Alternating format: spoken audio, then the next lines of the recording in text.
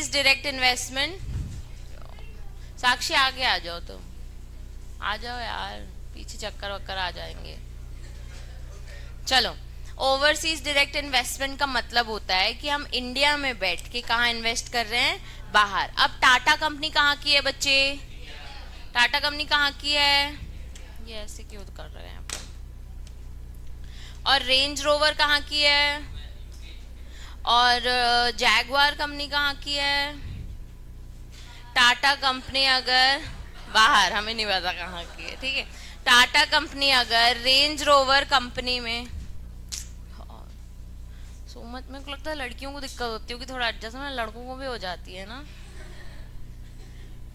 Tata company कहाँ invest कर रही है, अगर रेंज रोवर की, मतलब रेंज रोवर कंपनी में इन्वेस्ट कर रही है कि हम आपकी कंपनी में हम इन्वेस्ट करेंगे, आप हमें यहाँ पे क्या लगाने दो, अपना एक शोरूम लगाने दो, ठीक है। तो ये जो टाटा कंपनी है, जो कि हमारी एक इंडियन कंपनी है, और जो रेंज रोवर कार है उसकी कंपनी कहाँ की है, अब्रॉड की है, और हम यूएस की है। और जब हम इसमें इन्वेस्ट कर रहे हैं तो इसको हम क्या बोलेंगे, ओडीआई। इसको हम क्या बोलेंगे, ओडीआई। अब एक और चीज, हम सबका एक चॉकलेट्स का बिजनेस है, ठीक है। इंडिया में किसका बिजनेस है, हमारा चॉकलेट्स का बिजनेस है। हम अपनी चॉकलेट्स क्या करते हैं, एक्सपोर्ट करते हैं। तो बाहर वाले लोगों को इंडियन चॉकलेट्स बहुत अच्छी लग रही है कि हमारा ड्राई फ्रूट्स का काम है, हमारी शक्कर उनको बहुत अच्छी लग रही है, ठीक है, वो स्वीटनेस उनको बहुत अच्छी लग रही है। तो हमने देखा कि हमारा इंडियन बिजनेस से अच्छा, मतलब इंडिया में बिजनेस करके स्पोर्ट्स एक्सपोर्ट करने से अच्छा हम वहां क्या कर लें, कंपनी ओपन कर लें। क्या कर लें, कंपनी ओपन कर लें। तो अब हमने क्या किया, हम यहाँ से पहले चॉकलेट्स एक्सपोर्ट करते थे और पैसा कमाते थे, अब हमने उनको वहीं पे ही एक प्लेस ऑफ बिजनेस दे दिया है। हमने वहीं एक कंपनी इनकॉर्पोरेट कर दी according to their company law, ठीक है। तो इसको भी अब क्या बोलेंगे, ओडीआई। इसको भी क्या बोलेंगे, ओडीआई। या तो किसी और कंपनी में इन्वेस्ट करना, या अपनी ही एक सेपरेट कंपनी वहां पे खोलना, इंस्टेड ऑफ एक्सपैंडिंग हियर हमने इंटरनेशनली जाके एक्सपैंड कर दिया। इसको भी क्या बोलेंगे, ओडीआई। मतलब ओवरसीज डायरेक्ट इन्वेस्टमेंट, इसी समझ जाओ, ओवरसीज डायरेक्ट इन्वेस्टमेंट यानी बाहर इन्वेस्ट करना, यानी बाहर इन्वेस्ट करना। अब ना इसमें एक चीज इंटरेस्टिंग है कि ओडीआई, ओसीआई, एफसी, आपको ना हर एक डेफिनेशन में एक वर्ड मिलेगा। तो जैसे ओडीआई की डेफिनेशन में पढ़ी, उसमें एक वर्ड मिलेगा, फिर उसकी डेफिनेशन, फिर उसकी डेफिनेशन में एक वर्ड मिलेगा, फिर उसकी डेफिनेशन, ऐसे डॉट्स ज्वाइन करना है हमको, ठीक है। तो ये थोड़ा गेम जैसे हो जाएगा। सबसे पहले रेगुलेटरी फ्रेमवर्क। रेगुलेटरी फ्रेमवर्क में देखो कौन कौन से एक्ट के अंदर हमको अगर ओडीआई करना है तो हमको कौन कौन से एक्ट देखने पड़ेंगे, हमको फेमा फॉलो करना पड़ेगा, हमको फेमा के ओवरसीज इन्वेस्टमेंट रूल्स और रेगुलेशंस दोनों चीजें फॉलो करनी है, ठीक है। अब ओवरसीज के खुद के भी अपने एक रूल्स हैं, ठीक है। सब रूल्स 2022 याद रखना, एक ही ईयर याद रखना है, कौन सा, 2022। अब इंट्रोडक्शन में दिया हुआ है कि पर्सन कहाँ का है बच्चे, रेसिडेंट इन इंडिया, ठीक है। पर्सन कहाँ का है, resident in India. Enhance the scale and scope of business operation of Indian entrepreneurs by providing global opportunities for growth. तो ये हम अब कहाँ स्केल कर रहे हैं, अब्रॉड में, ठीक है। यहाँ पे एग्जाम्पल लिख लो, चॉकलेट बिजनेस।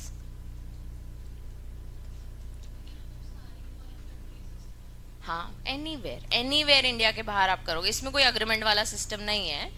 पर अगर आप पाकिस्तान वगैरह में इन्वेस्ट करोगे, क्योंकि हमारा उनके साथ वो रहता है, तो फिर उसमें कुछ रिस्ट्रिक्शंस हैं आपको, ठीक है, और कुछ नहीं, ठीक है। Such ventures through easier access to technology, research and development, a wider global market, and reduce cost of capital, along with their other benefits, increase the competitiveness of Indian entries and boost their brand value. अब हमारा जो chocolate business है, suppose हमने उसका नाम रखा है CL, ठीक है। क्या नाम रखा है, CL चॉकलेट्स। अब ये CL चॉकलेट्स कहाँ फेमस है, अभी इंडिया में। एक्सपोर्ट करने से बाहर फेमस है, हाँ, लेकिन अगर हम वहीं पे ही ब्रांड लॉन्च कर दें अपना, तो क्या हमको और अच्छी हमारी ब्रांड वैल्यू हो जाएगी कि हम ऑल ओवर वर्ल्ड हमारे बिजनेसेस चलेंगे। तो वो कह रहा है कि ओवरसीज कहीं ना कहीं आपको एक एज, कॉम्पिटिटिव एज में, लेवल में ऊपर रखता है, ठीक है। अब आ जाओ सीधे, ओवरसीज डायरेक्ट इन्वेस्टमेंट क्या होता है, ठीक है। अब तुमको यहां से याद करना चालू करना पड़ेगा। पहली डेफिनेशन देखो कैसे लिखी है, ओडीआई मींस, क्या अक्वायर कर रहे हो आप, अनलिस्टेड इक्विटी कैपिटल। अब इक्विटी शेयर्स में इंडिया में इन्वेस्ट करते हैं, तो समझो आप कहाँ इन्वेस्ट कर रहे हैं, अब बाहर, और बाहर वो वाली कंपनी लिस्टेड है क्या, नहीं, ठीक है। और subscription as a part of memorandum of association of a foreign entity, यानी कि बाहर एक कंपनी बनाई हमने और उस कंपनी के मेन शेयर होल्डर, एमओए में सब्सक्राइबर का नाम किसका लिखा है, हमारा, हमारा, फॉरेनर्स का नहीं, इंडियन पर्सन का। अभी मैंने बताया ना चॉकलेट का बिजनेस कहाँ है, इंडिया में। अब क्या कर रहे हैं, उसे अब्रॉड में खोल रहे हैं, अब्रॉड में खोल रहे हैं तो हम ही डायरेक्टर हैं, हम ही शेयर होल्डर हैं। तो जब कंपनी का एमओए बनेगा और उसके लास्ट पेज पे सब्सक्राइबर्स का नाम आता है कि कौन कौन कंपनी में इन्वेस्ट कर रहा है, तो उसमें हमारा नाम होगा, हाँ होगा, तो हम इसको क्या बोलेंगे, क्या किया है हमने, ओडीआई किया है। क्या किया है, ओडीआई किया है। तो हमने अनलिस्टेड इक्विटी कैपिटल को अक्वायर किया है, यानी अनलिस्टेड इक्विटी शेयर्स खरीदे हैं, या फिर हमने सब्सक्राइब किया है to the memorandum of a foreign entity. जब मैं कंपनी बाहर बनाऊंगी तो उसको मैं इंडियन एंटिटी बोलूंगी क्या, उसको मैं क्या बोलूंगी, फॉरेन एंटिटी। जो इंडिया में बनती है वो इंडियन एंटिटी, जो फॉरेन में बनती है वो कौन सी एंटिटी होती है, फॉरेन एंटिटी। फॉरेन एंटिटी बनाइए लेकिन सब्सक्राइबर टू मेमोरेंडम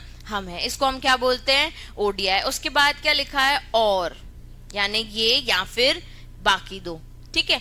और investment in 10% or more of the paid up capital of a listed foreign entity, यानी अनलिस्टेड शेयर सब्सक्राइब किए या अनलिस्टेड इक्विटी कैपिटल खरीदा, या फिर लिस्टेड में कितना परसेंट, 10% और मोर। लिस्टेड में कितना परसेंट बचे, 10% और more. Investment with control in where investment is less than 10% of the paid up capital of a entity। अब आपका 10% से कम है तो क्या ओडीआई है, ऊपर वाले पॉइंट के हिसाब से नहीं। लेकिन अगर आपका कंट्रोल है, कंट्रोल मतलब day to day activities, day to day management आप देख रहे हो। अब सपोज अपन सबका सीएल चॉकलेट का बिजनेस है, मैंने ये कंपनी बाहर बनाई है, तो मैं वहां पे शेयर सिर्फ 5% ले रही हूँ। कितने ले रही हूँ, 5%। आपकी कंपनी लिस्टेड है, क्या ये ओडीआई है, नहीं। लेकिन मैं पूरे बोर्ड ऑफ डायरेक्टर्स को मैनेज करती हूँ, पूरा कंट्रोल मेरे पास है, तो क्या ये ओडीआई है, हाँ है। तो इन्वेस्टमेंट कहाँ किया है, अब मैंने कंट्रोल में इन्वेस्ट किया है। कहाँ इन्वेस्ट किया है,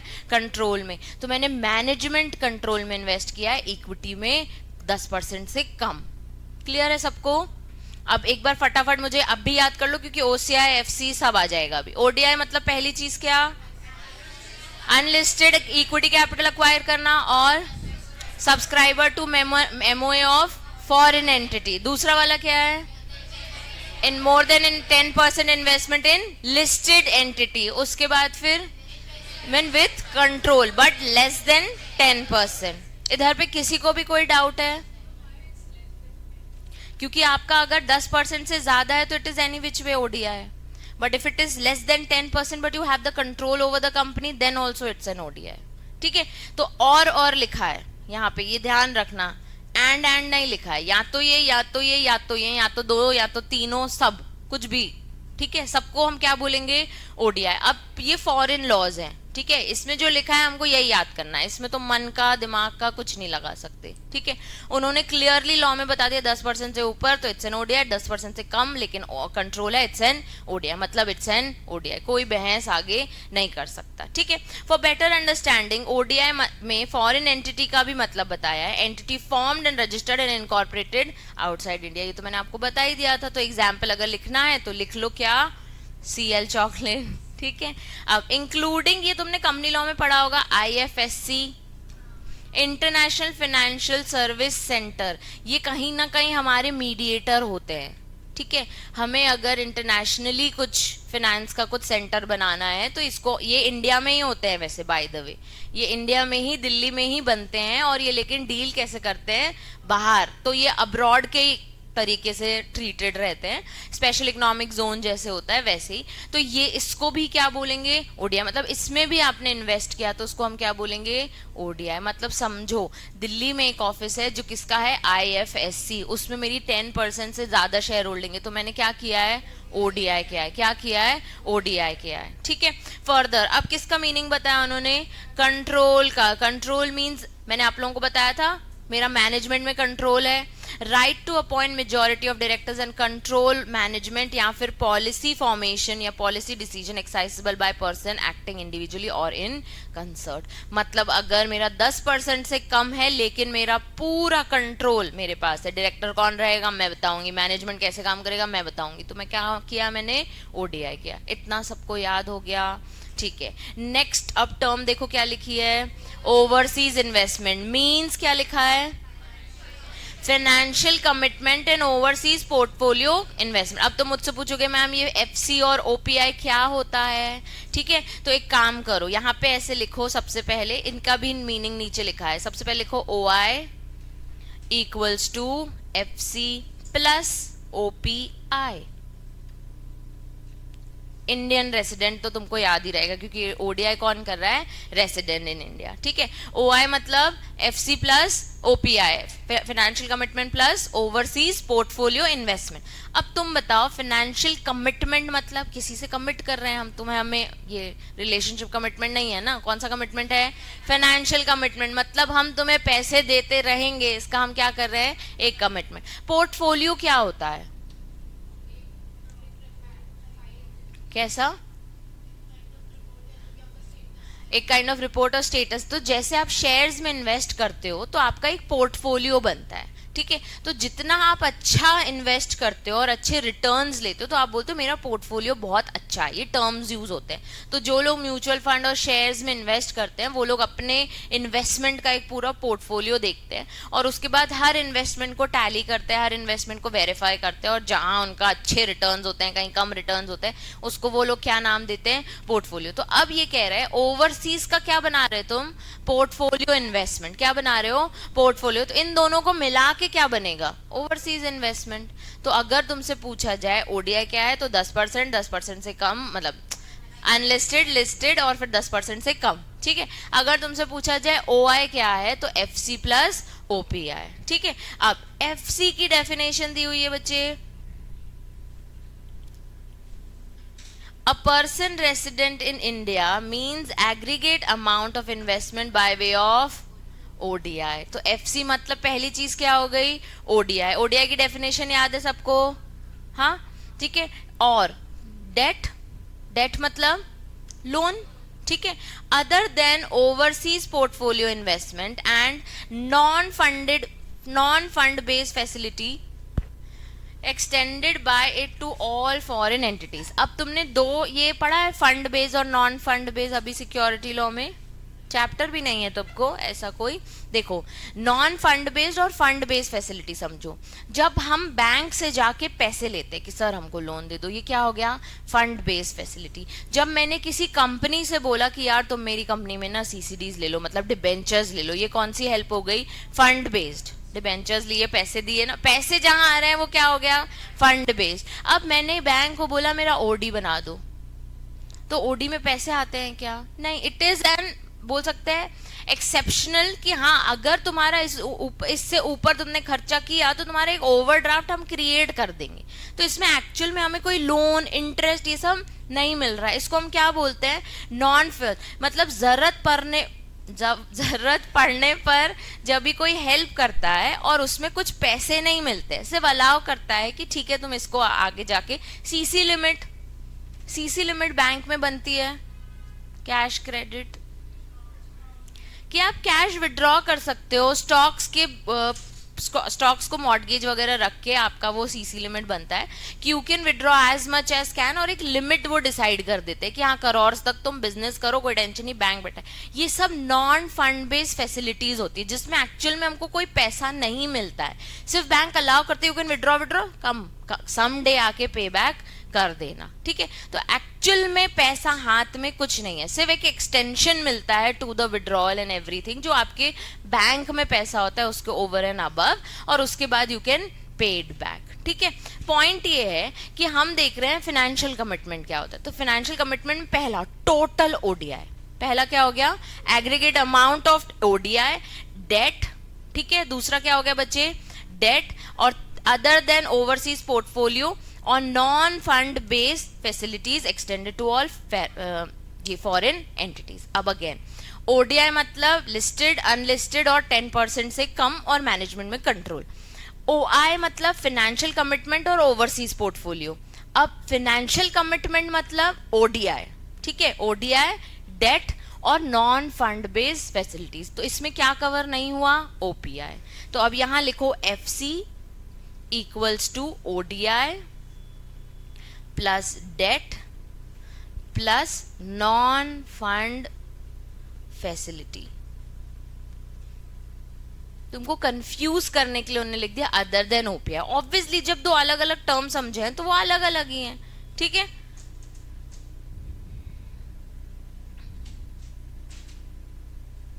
An Indian entity may lend or invest in any debt instrument issued by foreign entity and extend non-fund-based facility on behalf of foreign entity, including overseas SDS of such Indian entity, subject to following। मतलब हम कहीं से भी उनको financial commitment में help कर सकते हैं। इंडियन एंटिटी फॉरेन एंटिटी को किसी भी फॉर्म में फाइनेंशियल कमिटमेंट में हेल्प कर सकती है। पहला पॉइंट सब रीड करेंगे, क्या लिखा है? इंडियन एंटिटी को एलिजिबिलिटी क्राइटेरिया फुलफिल करना पड़ेगा। दूसरा वाला पढ़ो, उसने ऑलरेडी भी कभी एक ODI बनाया होगा फॉरेन एंटिटी में। उसके बाद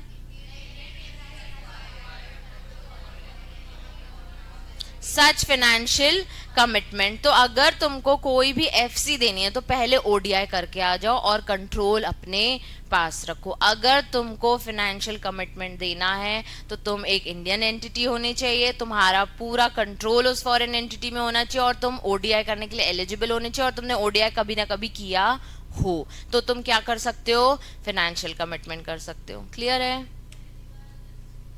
तो ODI करो, सबसे पहले ODI करो ना, ठीक है।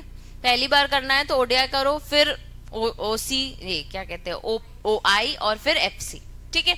अगेन ODI मतलब लिस्टेड अनलिस्टेड 10% से कम वाला कंट्रोल, ठीक है। OI मतलब FC प्लस OPI। फिर हमने क्या पढ़ा? FC में क्या क्या आ गया बच्चे? ODI, डेट और नॉन फंड बेस्ड फैसिलिटी। याद हो गया सबको? ठीक है। अब इंडियन एंटिटी में का मतलब उन्होंने बताया इंपॉर्टेंट, इंडियन एंटिटी वो जो कंपनीज एक्ट के अंदर डिफाइंड हो, मतलब as per companies act incorporated हो, उसका नाम बॉडी कॉर्पोरेट भी कोई चलेगी हमको जो इंडिया में बनी हो, कोई LLP को भी वो इंडियन एंटिटी बोल सकते हैं, और पार्टनरशिप फर्म जो प्रॉपरली रजिस्टर्ड हो उसको भी वो क्या बोलेंगे? Indian entity. मतलब इन्वेस्टमेंट कौन कौन कर सकता है? कंपनी, LLP, पार्टनरशिप फर्म और कोई भी बॉडी कॉर्पोरेट। कौन कौन इन्वेस्ट कर सकता है? नहीं, LLP, पार्टनरशिप फर्म और बॉडी कॉर्प। अब लास्ट वाला क्या बचा बच्चा हमारा? OPI। लास्ट क्या बचा? OPI, ठीक है। मींस इन इन्वेस्टमेंट। सबसे पहले उन्होंने कंफ्यूज कर दिया, इसमें ODI तो कवर नहीं होता क्योंकि वो कहाँ कवर होता है? FC में, ठीक है। यानी कि इसमें आ जाते हैं क्या बच्चे? Foreign securities. OPI मतलब क्या, मैंने क्या बताया था? पोर्टफोलियो। पोर्टफोलियो में सब आता है, चाहे तुम शेयर्स में करो, डिबेंचर्स में करो, चाहे तुम म्यूचुअल फंड लो, सब कुछ। तो सबसे पहला वर्ड OPI के लिए याद रखना है हमको, क्या? Foreign security. मतलब आपका इन्वेस्टमेंट कहाँ हुआ है? फॉरेन सिक्योरिटीज, मतलब फॉरेन की कंपनीज के आपने शेयर्स खरीद रखे, but not in any unlisted debt instrument or any security issued by person resident in India who is not in an IFSC। मतलब कि इंडियन रेसिडेंट ने अगर तुमको कोई इन्वेस्टमेंट दिया तो वो इसमें कवर होगा क्या? कोई शेयर्स दिए होगा क्या? नहीं। इंडियन रेसिडेंट के शेयर्स खरीदोगे वो ओवरसीज पोर्टफोलियो में आएगा क्या? नहीं, वो इंडियन पोर्टफोलियो में आएगा ना। ओवरसीज में क्यों आएगा? तो ओवरसीज में मेनली क्या आएगा? सिर्फ फॉरेन सिक्योरिटीज। मेनली क्या आएगा? Foreign securities. और कोई भी अनलिस्टेड डेट इंस्ट्रूमेंट भी नहीं आएंगे। मतलब मेनली वो सिर्फ शेयर्स को कवर कर रहा है और लिस्टेड डेट इंस्ट्रूमेंट्स को, ठीक है। तो again overseas portfolio investment, foreign securities और एक्सक्लूडिंग अनलिस्टेड डेट इंस्ट्रूमेंट्स। तो इसमें अब लिखो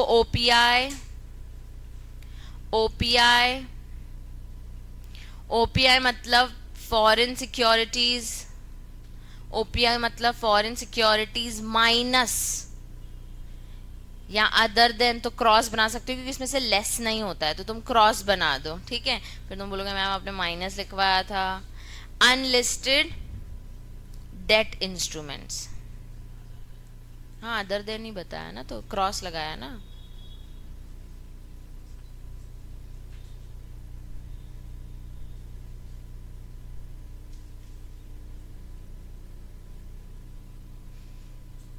क्लियर है सबको? अब देखो, provided that OPI by person resident in India and equity capital of a listed entity even after delisting shall continue treated as OPI. Star mark करो. अनलिस्टेड डेट इंस्ट्रूमेंट्स मना कर रहे हैं. अब मैंने क्या किया, पहले एक कन्वर्टेबल कंपलसरी कन्वर्टेबल डिबेंचर्स खरीदे लिस्टेड एंटिटी के. क्या ये ओपीआई है? क्योंकि वो कन्वर्ट होने वाले हैं इक्विटी में, और मैंने आज एक लिस्टेड एंटिटी के डेट इंस्ट्रूमेंट होते हैं सीसीडीज, ठीक है, तो मैंने लिस्टेड एंटिटीज के डेट इंस्ट्रूमेंट खरीदे. क्या ये मेरा ओवरसीज पोर्टफोलियो है? किसी को कोई डाउट है? मैंने इक्विटी नहीं खरीदा है, डेट खरीदा है, लेकिन लिस्टेड एंटिटी का चलेगा? हाँ चलेगा. लेकिन अब मेरी कंपनी अनलिस्टेड हो गई है, अब चलेगा?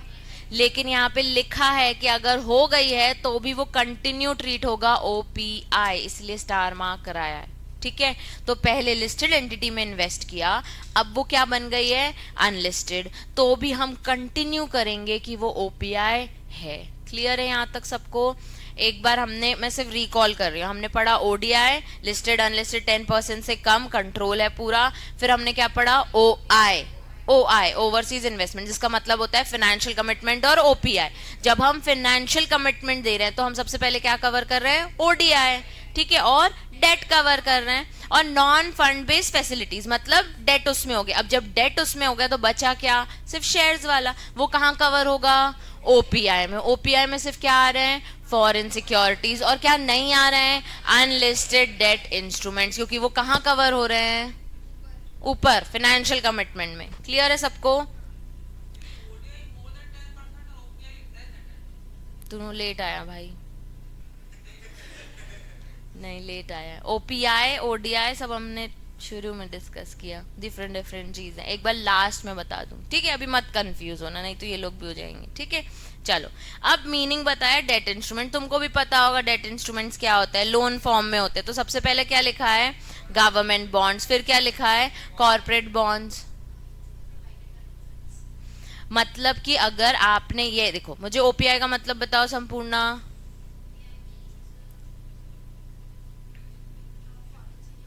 और क्या नहीं आता है उसमें?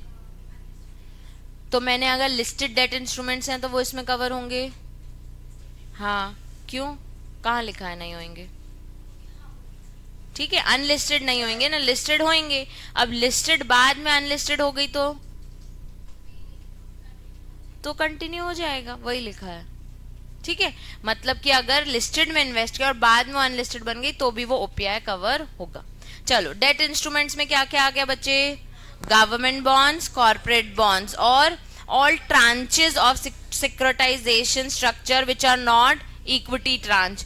अब तुमने देखा है शार्क टैंक में पूछता है इससे पहले कभी आपने फंड रेज किया है? तो वो कहते हैं हाँ, प्री सीड किया है, सीड किया है, सीड राउंड 2, सीड राउंड 3, ऐसे बातें करते हैं. तो इसको ट्रांच कहते हैं. क्या कहते हैं? ट्रांच. जो 1 by 1 क्या आते जाते हैं आपके ट्रांचेस. तो पैसे ना एक बार में 2 करोड़ कोई नहीं दे देता है, तो वो पार्ट पार्ट में देते हैं. तो उसको हम क्या कहते हैं? ट्रांच. कि अभी एक ट्रांच रिलीज हुआ है, 2 ट्रांच, फिर वो पूरा ट्रांच खत्म होता है, फिर नेक्स्ट क्या आता है आपका? राउंड आता है. ठीक है, तो वो बोल रहे हैं सारे ट्रांचेस जो इक्विटी नहीं है. ठीक है, उसके बाद उन्होंने क्या बता दिया? Borrowing bye firms through loans. तो ये भी क्या हो गया? Date instrument. और डिपॉजिटरी रिसीट्स, ये कहाँ पढ़े हैं हमने? तुमने एडीआर जीडीआर चालू हो गया ना अभी, एडीआर जीडीआर पढ़ाया होगा ना मैम ने. तुमने पहले पढ़ा था. कौन से? अभी नहीं है? ऋषिका पहले सही बोला था. अभी नहीं है क्या एडीआर जीडीआर? तुम लोग ब्लैंक शक्ल है ना. हाँ, आईडीआर भी होगा, Indian depository receipts, American deposit, global deposit. तो सारे डिपॉजिटरी जिसके अंडरलाइंग एसेट्स क्या हैं? Debt securities. इंपॉर्टेंट मार्क करो, सीधे पूछ लेंगे डेट इंस्ट्रूमेंट्स क्या होते हैं. तो बता देना government bonds, corporate bonds, all tranches which is not equity based, borrowing firms, borrowing loans, और फिर डेट रिसीट्स जिसका बेस क्या है? Debt securities. ठीक है, अब उन्होंने बता दिया कि ओपीआई में क्या नहीं आता है. ओपीआई में क्या नहीं आता है? ओपीआई में आता क्या है? फॉरेन सिक्योरिटीज और अनलिस्टेड डेट सिक्योरिटीज नहीं आते, मतलब डेट. ठीक है, बस फॉरेन सिक्योरिटी याद रखना. तो ठीक है, तो पहला वाला पॉइंट क्या लिखा है? सब पढ़ो ना। अनलिस्टेड डेट सिक्योर इंस्ट्रूमेंट, दूसरा वाला क्या लिखा है? Any security which issued by person resident India, ये भी लिखा हुआ था उस पैराग्राफ में। फिर क्या लिखा है? Unless approved, unless provided permitted by RBI, मतलब बिना आरबीआई वाले हम ओपीआई में नहीं लेंगे। और any commodities including Boolean depository receipts, अब एक नया आता है बीडीआरबी, वो भी इसमें कवर नहीं होता है, मतलब बाकी सारे कवर होते हैं। क्लियर है सबको?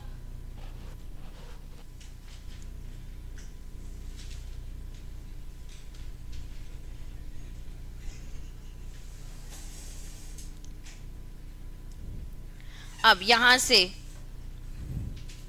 सिद्धार्थ पढ़ना चालू करना। ओपीआई ये अमेंडमेंट है, तुम्हारी बुक में नहीं है क्या? हाँ ठीक है, हाँ हाँ प्लीज।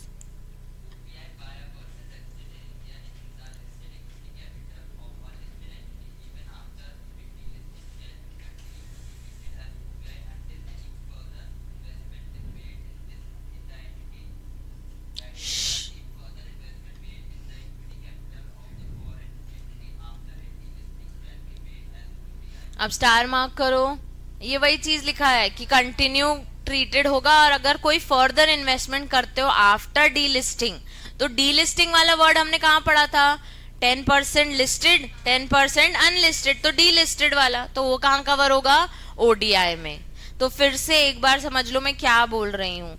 अगर तुमने एक अनलिस्टेड एंटिटी का डेट इंस्ट्रूमेंट, एक लिस्टेड एंटिटी का डेट इंस्ट्रूमेंट खरीदा है, तो वो क्या है? ओपीआई है। लेकिन अब वो डी लिस्टेड हो गया तो भी वो ओपीआई है। हाँ, लेकिन अब डी लिस्टेड एंटिटी में फिर से इन्वेस्ट कर रहे हो, तब क्या है? वो ओडीआई है। स्टार मार्क करो। नेक्स्ट,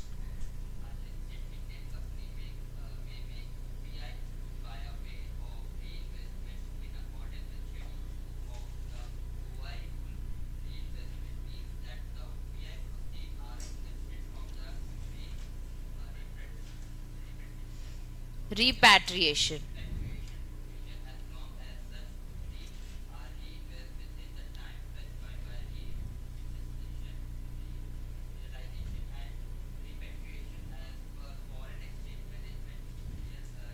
ठीक है, रेगुलेशन 2015 अभी ये कह रहा है कि आपका पैसे को हम री इन्वेस्टमेंट कहेंगे। जैसे रिपैट्रिएशन मतलब इंडिया वापस बुला लेना, ठीक है?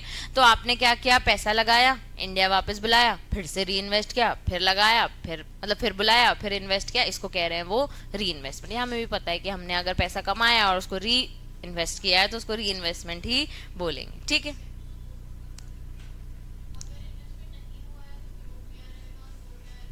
हाँ,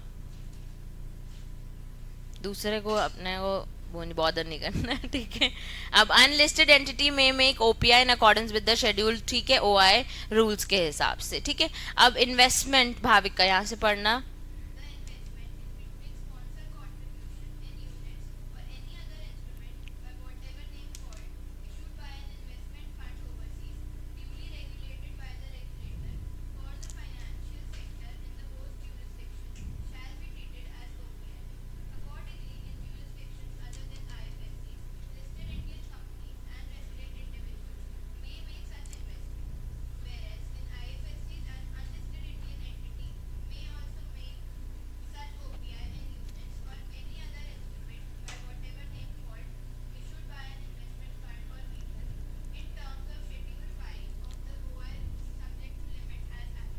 मैंने तुमको ओपीआई के आगे वर्ड कौन सा याद कराया? OPI equal to foreign security. अब वो फॉरेन सिक्योरिटी का वाइडर स्कोप बता रहे हैं कि कोई भी सिक्योरिटी, कोई भी kind of investments in units हो या किसी फंड व्हीकल, कहीं कहीं से भी कोई भी अगर पैसा आया हो, उसको हम क्या ट्रीट करेंगे बच्चे? ओपीआई। तो तुम्हारा कोई भी investment in units, in shares, in debts, लेकिन लिस्टेड, ये सब कहाँ कवर होते हैं? ओपीआई में। बस उन्हें स्कोप बड़ा बता दिया, ठीक है? रेसिडेंट विच वापस वही लिखा हुआ है कि अगर LRS, ये अभी अपन फर्स्ट चैप्टर में समझेंगे, लिमिटेड रियलाइज रेमिटेंस स्कीम, ठीक है, लिबरलाइज रेमिटेंस स्कीम, क्योंकि आरबीआई की ये वाली स्कीम आने के बाद ही हम बाहर इन्वेस्ट कर रहे थे। उस दिन अपन डिस्कस करते ना दुबई में कितना गोल्ड लेके आ सकते हैं, हम फॉरेन ट्रिप सब कर सकते हैं, हाँ हम कितना कर सकते हैं, लेकिन कितना पैसा हम फॉरेन ट्रिप के लिए लेके जा सकते हैं, कैश वगैरह, वो सब कौन सी स्कीम में आता है, एलआरएस। ठीक है,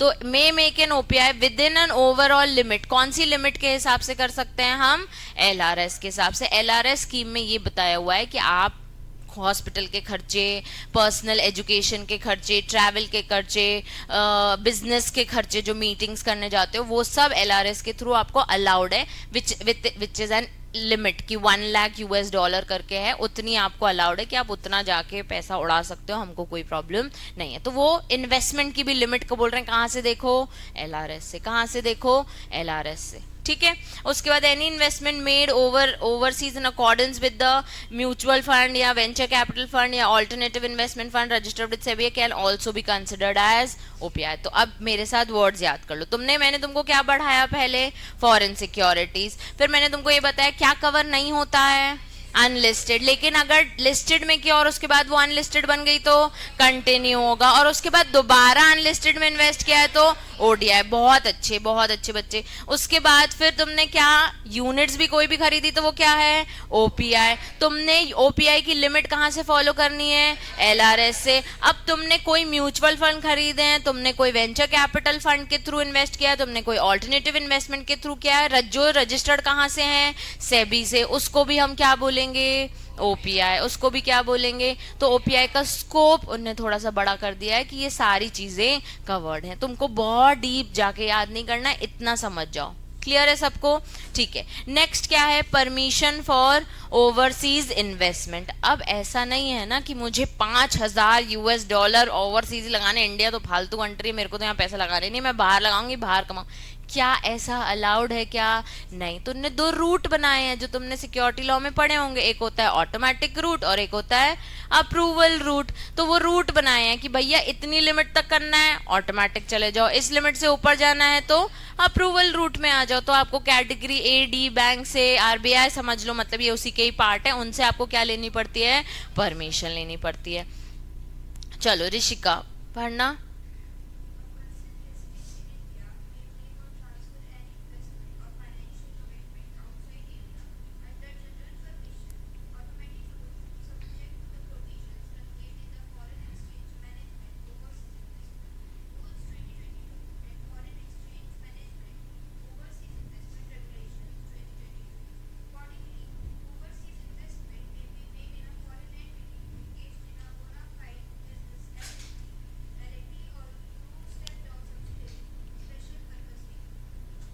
ठीक है, अभी तुम ये चीज समझो कि तुम ओडीआई कर भी सकते हो और ट्रांसफर भी कर सकते हो अपना कोई इन्वेस्टमेंट। ठीक है, अंडर ऑटोमेटिक रूट।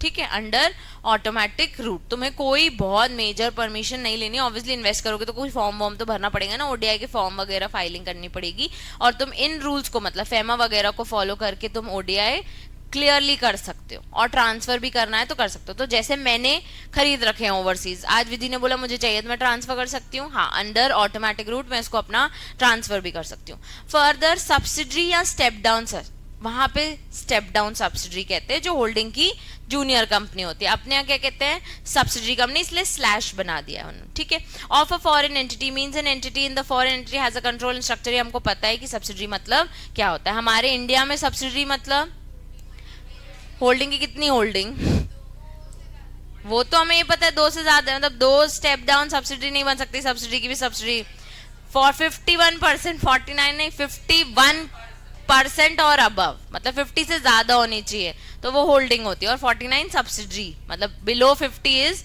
सब्सिडी।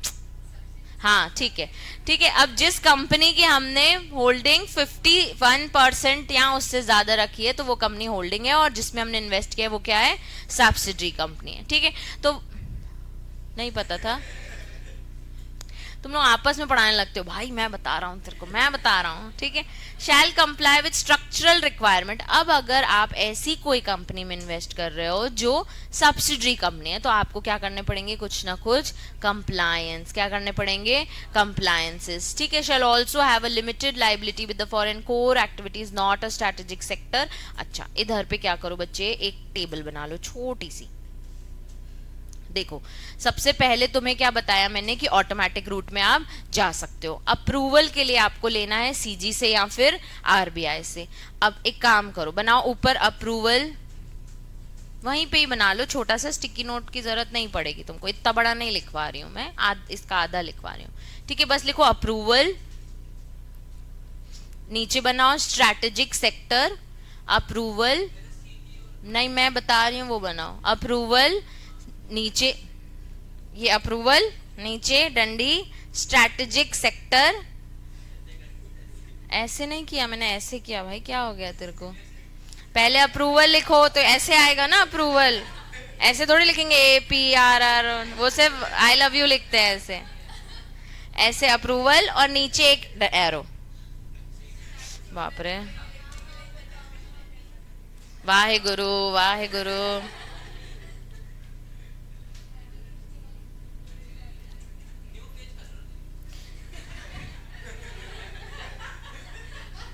नहीं, मुझे ये करने में मजा आ रही है, चलो तुम लोग बहुत कुछ सिखा देते हो यार जीवन। देखो, पहले बनाओ अप्रूवल, फिर ऐसे एरो, फिर स्ट्रैटेजिक सेक्टर, और फिर एक और एरो। बहुत याद आती मुझे नोट्स की। एक में अब लिखो 1 energy and natural resources, 1 energy and natural resources, तोतली हो जाऊंगी एक आध दिन में पक्का। Energy and natural resources, 2 unlimited liability, unlimited liability and unincorporated entity, unlimited liability and unincorporated entity, and unincorporated entity। और इसके बाद को ओनरशिप, क्या लिखोगे, को ओनरशिप, बस को ओनरशिप में ब्रैकेट में लिख लो सबमरीन या कैटल, सबमरीन कैटल। अब इसमें CS का एग्जाम क्रैक करना है बिना मॉड्यूल के पॉसिबल नहीं है, और पूरे इंडिया में मॉड्यूल से सिर्फ CS दुनिया पढ़ाता है। सीजी जहां अप्रूवल का, या तो वहां ब्रैकेट में सीजी लिख लो या इसके नीचे सीजी लिख लो,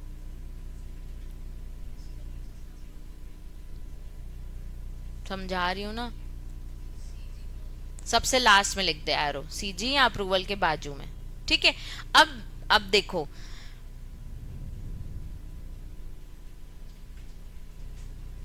तुमने यहाँ परमिशन पढ़ रहे थे हम, ठीक है। परमिशन में वो कह रहा है कि तुम कोई भी स्ट्रक्चरल कंप्लायंसेस करके प्रोसीड कर सकते हो, ठीक है, कोई भी स्ट्रक्चरल कंप्लायंस करके कर सकते हो, लेकिन अगर स्ट्रेटेजिक सेक्टर में करना है तो तुम्हें क्या लेना पड़ेगा, अप्रूवल। तो स्ट्रेटेजिक सेक्टर, ये स्ट्रक्चरल लिखा है, उसके बाद में देखो थर्ड लाइन में, मेरी बुक में मैं मार्क करती हूँ तो तुमको समझेगा, ये स्ट्रेटेजिक सेक्टर, यहां पे तुम्हें क्या लेना पड़ेगा, अप्रूवल। तो बाकी सब जगह तुम कहां जाते हो, अब स्ट्रेटेजिक सेक्टर में 3 चीजें आती है, पहली क्या, एनर्जी एंड नेचुरल रिसोर्स, दूसरी अनलिमिटेड लाइबिलिटी तुमको बनानी है अपनी, और दूसरा अनइनकॉर्पोरेट एंटिटी में कर रहे हो तो भैया प्लीज अप्रूवल ले लो, और फिर लास्ट को ओनरशिप ले रहे हो सबमरीन वाले बिजनेसेस में, मतलब शिपिंग बिजनेस में और इन सब में जा रहे हो तो भैया अप्रूवल लेनी पड़ेगी, क्योंकि इसमें ह्यूज पैसा इन्वॉल्व है, ह्यूज। कभी कोई सुन लो ना अगर कोई शिप विप के कामों में, मतलब माला माल है वो लोग, ठीक है। अब process for making overseas investment, ठीक है। प्रोसेस क्या है, मैंने बोला था कुछ ना कुछ फॉर्म भरने पड़ेंगे। पहला फॉर्म मार्क करो, अगर अरे स्केल वेल भी आते हैं क्या इसमें, अरे यार वो बड़ा कर दिया उसने, यस। सबसे पहले मार्क करो बच्चे, जिसको भी फाइनेंशियल कमिटमेंट, ओ आई क्या था बच्चे, O I equal to F C plus OPI, ठीक है, तो यहाँ ओ आई की बात हो रही है, ठीक है, तो जिसको भी एफ सी करना है उसको कौन सा फॉर्म भरना पड़ेगा, एफ सी फॉर्म, कैसी बातें कर रही हो, supported with requisite documents, approved किससे कराना है आपको, एडी से, मतलब डेजिग्नेटेड ऑथराइज डीलर, इसको ये आरबीआई के चेले होते हैं, ठीक है, इनसे हमें अप्रूवल लेना पड़ता है। उसके बाद इन रिस्पेक्ट ऑफ केसेस, आप कौन से रूट में जा रहे हो, अगर अप्रूवल रूट में, तो एप्लीकेंट शैल अप्रोच, सबसे पहले किसको अप्रोच करना पड़ेगा, एडी बैंक को, एंड फॉरवर्ड द प्रपोजल, फिर एडी बैंक किससे, मैंने बोला ना किसके चेले हैं वो, आरबीआई के, तो वो किससे पास जाएंगे, आरबीआई के पास। After due scrutiny and specific recommendation, the application of overseas under the approval route would continue to be submitted to RBI physical and electronic form or through email and addition to online reporting. तो सबसे पहले हमने कौन सा form भरा बच्चे, FC. अगर approval root के लिए जाना है तो एडी को फॉर्म देना पड़ेगा, और एडी किसको देगा, आरबीआई को, आरबीआई बैठ के इसका स्क्रूटिनी करेगा, ठीक है। अब designated AD bank before forwarding the proposals shall submit the relevant section of form C in online ODI होना चाहिए application, and the transaction number generated by the application shall be mentioned in the reference। अब तुमने एक proposal भेजा है तो तुम्हारा एक online नोटिंग तो आएगी कि तुम्हें किससे परमिशन लेनी है, आरबीआई से, तो जो एडी बैंक है वो इसका एक ऑनलाइन फॉर्म भर देगा, तुम्हारी डिटेल्स उधर पे बोलते ना पुट कर देगा, तो इनपुट हो गई तुम्हारी डिटेल्स, और तुम्हें एक रेफरेंस नंबर मिल जाएगा, क्या मिल जाएगा, reference number, that you are trying to do an OI, और उसके लिए आपको परमिशन लेनी पड़ रही है। नेक्स्ट क्या है बच्चे, फॉलोइंग डॉक्यूमेंट्स लगेंगे जब भी आप ओआई करोगे, तो एडी बैंक को एफसी फॉर्म दे दिया, अप्रूवल के लिए एप्लीकेशन दे दी, जो तुमने एप्लीकेशन दी एडी बैंक ने किसको फॉरवर्ड कर दी, आरबीआई को, और जब तक ये सब हो रहा है, मतलब बिफोर फॉरवर्डिंग इट, उसने ये सब चीज कहाँ चढ़ा दी, ऑनलाइन चढ़ा दी, ठीक है, और आपको क्या दे दिया जनरेट करके, एक रेफरेंस नंबर। अब साथ में आपको डॉक्यूमेंट्स क्या देने, आपको क्या बताना है बच्चे, पहला सब साथ में पढ़ेंगे, तो तुम्हारा पैसे का पूरा बैकग्राउंड और डिटेल, तुम क्या इन्वेस्ट कर रहे हो, किधर इन्वेस्ट कर रहे हो, हमको वो सारी हिस्ट्री जाननी है। उसके बाद क्या चाहिए, एक्सटेंट ऑफ फेमा प्रोविजन, क्योंकि तुम अप्रूवल रूट में कवर्ड हो, तुम्हारे रीजंस कि मैं इतना इन्वेस्ट करने वाला हूं, मैं इस स्ट्रेटेजिक सेक्टर में इन्वेस्ट करने वाला हूं, तो मुझे क्या लगेगी, अप्रूवल लगेगी। मैं बिलियंस में इन्वेस्ट करने वाला हूं तो मुझे क्या लगेगी, अप्रूवल लगेगी। उसके बाद फिर क्या चाहिए तुमको, observation of AD bank with respect to following, मतलब पहले तो आपको दो चीजें सबमिट करनी है, एक पूरा बैकग्राउंड एंड ब्रीफ ट्रांजैक्शन, और फिर रीजन फॉर सीकिंग अप्रूवल, ठीक है। अब एडी क्या ऑब्जर्व करेगा, ऑब्जर्व पे बोल्ड बनाओ, सबसे पहले वो फॉरेन एंटिटी को चेक करेगा, prima facie viability of the foreign entity, और फिर क्या देखेगा, इससे क्या बेनिफिट्स अक्रू होंगे जब आप ये इन्वेस्ट करो, क्योंकि आपको किसी ने बोल दिया, आप तो इंडियन हो, सुन सुन के अपन सारे काम करते हैं, तो अपन ने क्या कर दिया, ओडीआई, लेकिन हमारे लिए एक बंदा बैठा है जो हमें चेक करेगा कि भैया इससे कुछ फायदा होगा भी कि नहीं, और कितना लेवल का होगा। फिर तुम्हारी पूरी फाइनेंशियल पोजीशन और a business track record of the Indian entity and the foreign entity और एनी अदर मटेरियल ऑब्जर्वेशन, तो ये सब कौन कर रहा है, एडी, ठीक है। फिर एडी क्या करेगा, recommendation of the AD with the confirmation the applicant board resolution or the resolution from an equivalent body as applicable proposed transaction is in place. अब जब तुम ये इन्वेस्टमेंट कर रहे हो तो तुम्हारा हमको एक क्या चाहिए, बोर्ड रेजोल्यूशन भी चाहिए, क्या चाहिए, बोर्ड रेजोल्यूशन, क्योंकि हमने इंडियन एंटिटी में क्या पढ़ा है, कौन कौन आता है,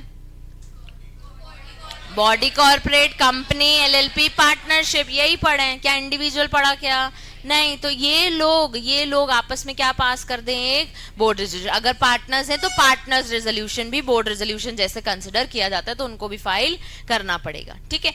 डायग्रामेटिक रिप्रेजेंटेशन चाहिए हमको आपके पूरे ऑर्गेनाइजेशनल स्ट्रक्चर, फैमिली ट्री सुना है, वैसे हमें आपकी ऑर्गेनाइजेशन का क्या चाहिए, एक डायग्राम फॉर्म में पूरा स्ट्रक्चर चाहिए, ठीक है, इंडिकेटिंग कितनी सब्सिडीज हैं आपकी हॉरिजॉन्टली, वर्टिकली, यहाँ कितने इन्वेस्टमेंट्स हैं, यहाँ कितने इन्वेस्टमेंट्स हैं, हमको सारी डिटेल्स आपका इंडिया में जो है वो चाहिए इन अ डायग्राम फॉर्म। उसके बाद हमको आपसे क्या चाहिए, एक वैल्यूएशन सर्टिफिकेट, किसका, फॉरेन एंटिटी का और other relevant document properly numbered, indexed और फ्लैग्ड. फ्लैग मतलब वो स्टिकी नोट जो बाहर लगाते हो आप. और प्रपोजल सबमिटेड टू आरबीआई. समझ आया? मतलब अगर नॉर्मल रूट से हो, अप्रूवल रूट से नहीं हो, तो कौन सा फॉर्म भरेंगे हम? FC form. कौन सा फॉर्म? एफसी. लेकिन अगर अप्रूवल रूट से तो एप्लीकेशन किसको देंगे?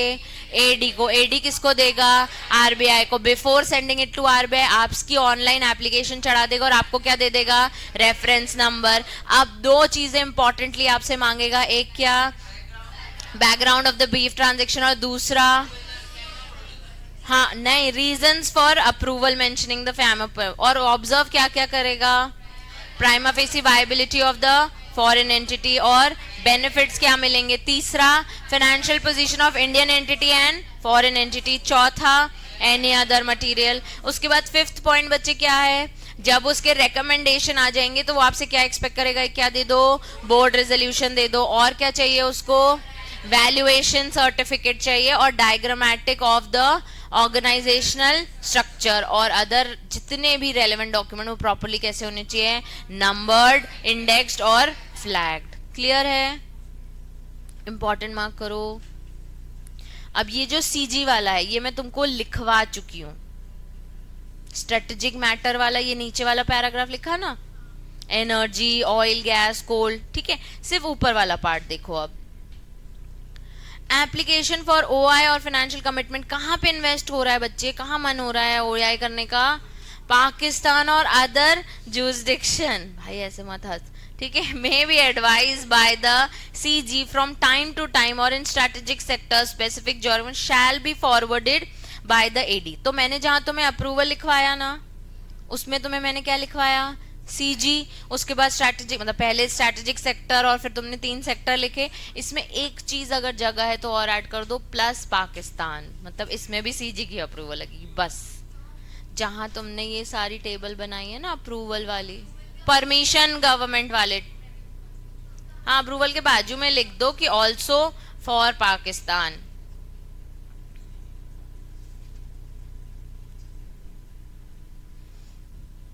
फिर से तो नहीं बनानी ना टेबल. ठीक है.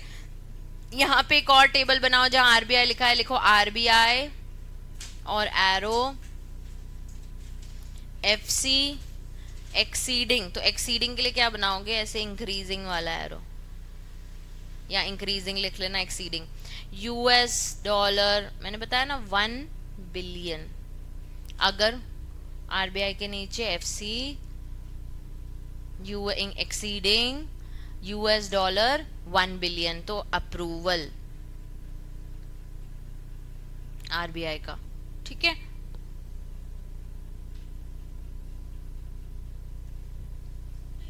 बस financial commitment by Indian exceeding US dollar 1 billion or equivalent in the financial year. In a financial एक साल में कर रहे हो अगर. Shall require prior approval of RBI when the total FC of the Indian entity is within the eligible limit of under automatic route. मतलब कि तुमने सारा पैसा ऑटोमेटिक रूट के अंदर लगाया लेकिन एक साल में कितना ज्यादा हो गया? 1 बिलियन. किसके अप्रूवल लेनी पड़ेगी? आरबीआई. भले तुम ऑटोमेटिक रूट में कवर हो रहे हो लेकिन अगर एक साल में 1 बिलियन से ज्यादा हो गया तो किसकी अप्रूवल? आरबीआई की. ठीक है. अब तुमको क्या लेनी है? एनओसी. किससे एनओसी लेनी है? अब मेरी एक बात बताओ तुम, हाँ अब मेरी एक बात बताओ, तुम इंडिया में बैठ के फॉरेन इन्वेस्ट कर रहे हो, वो तुम पे भरोसा क्यों करेगा? तुम जल्दी जल्दी पेमेंट कर देते हो या जो भी चीजें हैं, तो उसके लिए हमें क्या चाहिए? एक एनओसी चाहिए. ठीक है. अब any person in India having an account operating as, ये क्या होता है? आपके इंडिया में जो आपने लोन लिए थे वो रीपे नहीं किए हैं तो आपको क्या डिक्लेयर कर दिया बैंक ने? Non performing asset. अच्छा ठीक है. इसके लिए एक पर्सन आता है जो जाके पैसे निकलवाता है.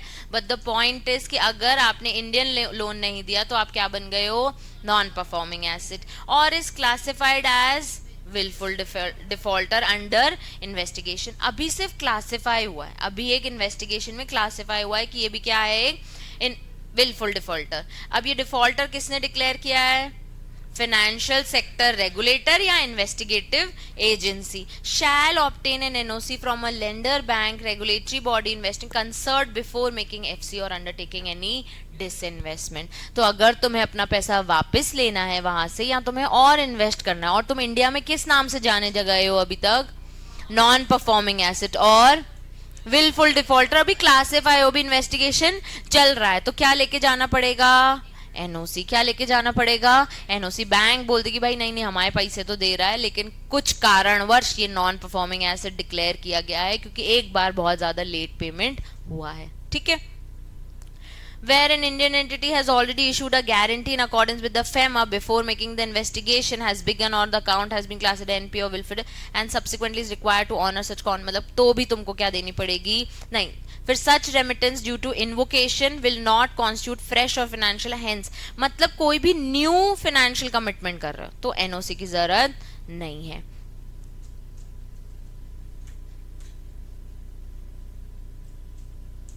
ठीक है.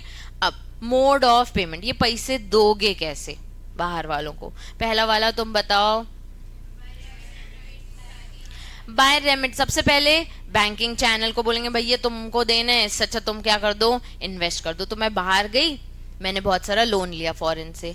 ठीक है. अब मैंने फॉरेन को बोला, मैंने एक अपना, हाँ अब मेरे को फॉरेन को रीपे करना है तो मैंने रीपे कर दिया. फिर जाके मैंने वहां क्या बना दिया, एक फिक्स डिपॉजिट. तो मुझे इंटरेस्ट आता जाएगा, तो बैंक को मतलब मुझे मत दो, इन्वेस्ट कर दो. क्या कर दो, इन्वेस्ट कर दो. ठीक है. फिर from the funds in an account maintain in the account, ये अपन पढ़ेंगे फेमा के थ्रू ना अपन एक बैंक अकाउंट मेंटेन कर सकते हैं जो फॉरेन सिक्योरिटीज के लिए होता है, मतलब फॉरेन मनी के लिए जो भी हमारे पास पैसा होता है ना, जैसे अब मेरे पास बहुत ज्यादा फॉरेन की करेंसी है. ठीक है. अब मैंने यहाँ क्या किया, एक्सचेंज नहीं कराई, एक फॉरेन अकाउंट में डिपॉजिट कर दी कि जमा कर लो, इनकी वैसे भी वैल्यू बढ़ती जाती है, तो क्या करवा दिया, जमा. उसके बाद किसी दिन मुझे लगा कि यार जमा करने से अच्छा मैं क्या करवा दूं, उसको इन्वेस्ट करा दूं. तो मेरा जो अकाउंट है, मैंने उस एडी बैंक को बोला कि भाई ये मुझे क्या करना है, अब इन्वेस्ट करना. तो बैंकिंग चैनल या फिर जो आपने अकाउंट मेंटेन किया है. फिर बाय, तो इंडियन देके क्या ले ली, फॉरेन ले ली. ठीक है. इसको भी हम क्या बोलते हैं, मोड ऑफ पेमेंट. उसके बाद by using the proceeds of ADR और जीडीआर या stock swap of such receipts और एक्सटर्नल कमर्शियल बोरोइंग, जो मैं आप लोग को बोलती, बाहर गई, लोन लिया, फिर रीपे करना था, फिर उसको मैंने क्या करवा दिया, री इन्वेस्ट करवा दिया. ठीक है. फॉर मेकिंग ओडीआई और FC by way of debt और इंडियन एंटिटी. फटाफट मोड ऑफ पेमेंट. पहला बैंकिंग चैनल, दूसरा अकाउंट मेंटेन जो है, तीसरा स्वैप ऑफ सिक्योरिटीज, चौथा एडीआर और जीडीआर से जो पैसा कमाया बोल दिया वहीं क्या कर लो, इन्वेस्ट कर लो. कैश परमिटेड होगा क्या बच्चे, नहीं. सुरभि नेक्स्ट पॉइंट पढ़ना.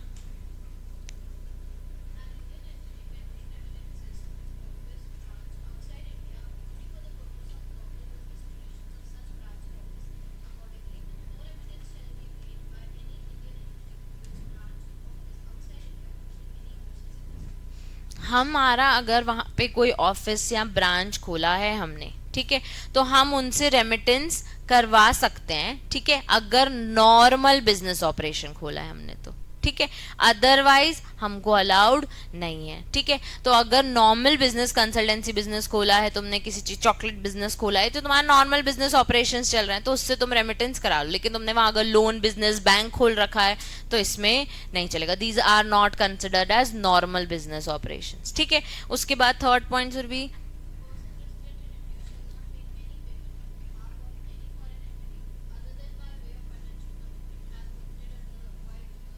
अब मेरी ही फ्रेंड की जैज है एक, उसकी वहां एक कंपनी है.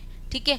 उसके लिए मैं पेमेंट नहीं कर सकती हूँ. अगर मुझे उसके बिहाफ में पेमेंट करना है तो मैं उसको बोलूंगी बहन मैं तुझे लोन दे रही हूँ. क्या दे रही हूँ, लोन. डेट दे सकते हैं ना, तो मैं तुम्हें लोन दे रही हूँ अंडर फाइनेंशियल कमिटमेंट, और फिर तुम उससे क्या कर लो, अपनी पेमेंट्स कर लो. मेरे रूल्स में मुझे अलाउड नहीं है कि मैं तुम्हारी बिहाफ में कोई भी पेमेंट करूं. क्लियर है सबको. तो कोई भी पेमेंट नहीं कर सकते, कैश में नहीं कर सकते, और बिजनेस ऑपरेशन है तो ही आप रेमिटेंस करवा सकते हो, वरना आप रेमिटेंस नहीं करा सकते. उसके बाद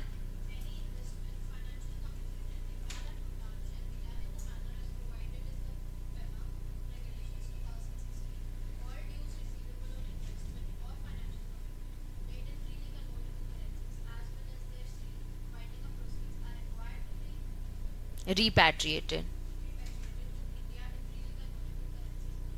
अब वो स्पेशली हाईलाइट कर दो, नेपाल, भूटान, इसमें जो भी इन्वेस्ट किया था चुपचाप उसको कहाँ ले आओ, इंडिया वापस ले आओ। चुपचाप कहाँ ले आओ, इंडिया वापस ले आओ। तो एक रूल्स रेगुलेशंस आए थे 2016 में, ठीक है, तब उन्होंने ये चीज डिक्लेयर कर दी थी कि तुम्हारे जो भी ड्यूज हैं, जो भी हैं, वो तुम वापस इंडिया रिपैट्रिएट करवा लो, ठीक है। अब नेक्स्ट क्या है बच्चे, प्राइसिंग आइलैंड। अब ये वाला टॉपिक कौन सा होता है, रीड वाला, ठीक है, पर मैं बताऊंगी तुमको तभी भी, ठीक है। प्राइसिंग अभी तक जो पढ़े ना वो सबसे क्वेश्चन बनते हैं। अब प्राइसिंग गाइडलाइन को क्या लिखो, read. Before allowing overseas investment, AD bank must check if the rules are followed or not. Valuation हमको पता है global method से हो जानी चाहिए, ठीक है। It's a court approved merger, liquidation, etc. Price is listed on the stock exchange. AD must have a board approved policy. Extra documents or audited financials may be asked, especially in the case of loss और right of. मैं दे दूंगी तुमको, बहुत सुंदर photo खींचने दूंगी, तुम tension मत लो, ठीक है।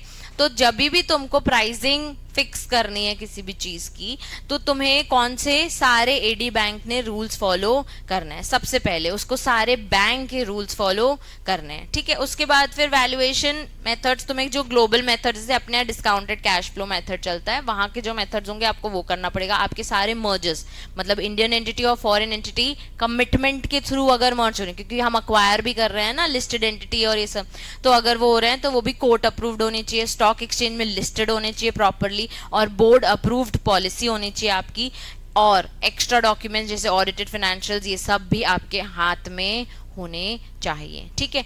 अब ये हो गया जब भी वैल्यूएशन की बात हो रही है, तब तक नहीं होगा जब तक ये चीजें नहीं होंगी। फिर ट्रांसफर, मैंने बताया था शेयर्स ट्रांसफर कर सकते हैं, मैं अपने कर सकते, तो an Indian resident can sell and transfer their investment to other eligible Indian या फिर फॉरेन। तो मैं जैस को भी दे सकती हूँ मेरे वहां के इन्वेस्टमेंट में, विधि को भी दे सकती हूँ, हाँ।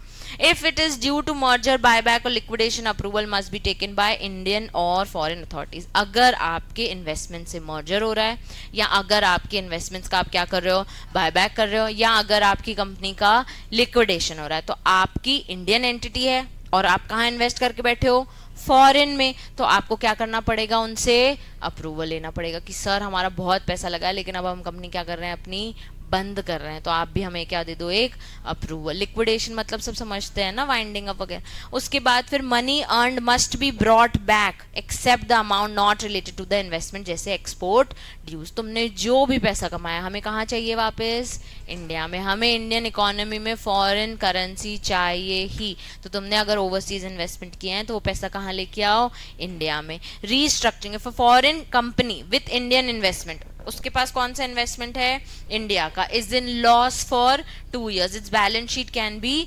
रीस्ट्रक्चर्ड। लॉस एडजस्टमेंट्स होंगे, लॉस अगर ज्यादा है, जैसे ओवर 10 मिलियन है या 20% ऑफ द इन्वेस्टमेंट से ज्यादा तुम्हारा इन्वेस्टर और कंपनी कहाँ है, लॉस में, तो वैल्यूएशन प्रॉपरली क्वालिफाइड वैल्यूअर से सर्टिफाई होनी चाहिए। ये कहाँ था, प्राइसिंग गाइडलाइन में। एक बार आप फोटो ले लो, 2 पार्ट में आएगी ना,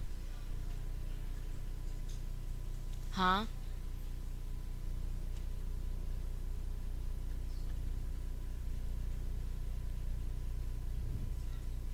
डन।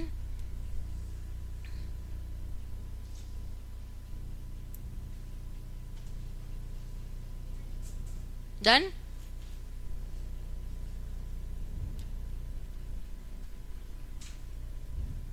चलो इसके बाद क्या लिखा है, नहीं, ट्रांसफर और लिक्विडेशन रीस्ट्रक्चरिंग सब इसमें कवर हो गया, ठीक है। तो रीड लिखो, ट्रांसफर एंड ये टू लिक्विडेशन, ट्रांसफर और लिक्विडेशन। फिर रीस्ट्रक्चरिंग, जहां ट्रांसफर और लिक्विडेशन लिखा है वहां लिखो Vidhi and jazz, transfer to Vidhi and jazz, याद रहेगा तुमको यार। पिच पिच क्या, विधि के नाम में ऐसे क्यों कर रहा है तू, विशेष लिख ले, जैज नहीं अच्छा लग रहा है, फॉरेन नाम बता यार मेरे को एक याद, हाँ हाँ, उसके लिए नहीं अच्छा है ना, ऐसे कर रहा है। डैनियल लिख ले तू, फ्लोरिडा, ठीक है। अब नेक्स्ट क्या है बच्चे, जूरिसडिक्शन। नेक्स्ट क्या लिखा है, जूरिसडिक्शन, ठीक है। विधि पढ़ना,